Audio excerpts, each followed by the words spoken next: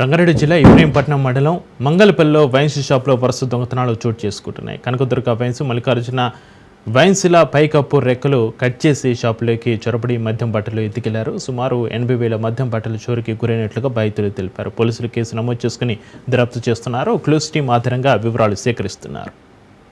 Wines Kanakadurga wines రాత్రి దొంగలు పడ్డారు.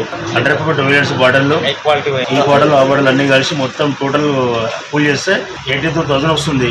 అది ఓరో దొరకలేరు. అది కూడా తీసుకుపోయారు కెమెరాది.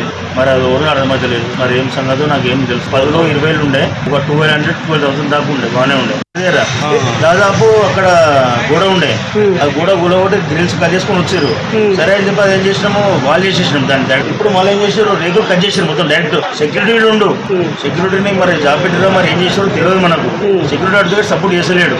మరి అది వాళ్ళు కట్ చేసుకొని కిందికి వచ్చి మొత్తం మీద మొత్తం వాటర్ బాటిల్ అన్ని ఏమన్నా మందు బాటిల్ అన్ని తీసుకొని పోయి క్యాష్ దొరకక వాడు ఎంత దొరుకుతా అంత టైం అవుతుంది అని చెప్పి వెళ్ళిపోయింది. వాడు తెచ్చుకొని మొత్తం ఎట్లా వచ్చి లోపలికి కట్ చేసింది సార్, పైన కట్ చేసి ఇప్పుడే చేపించినాం.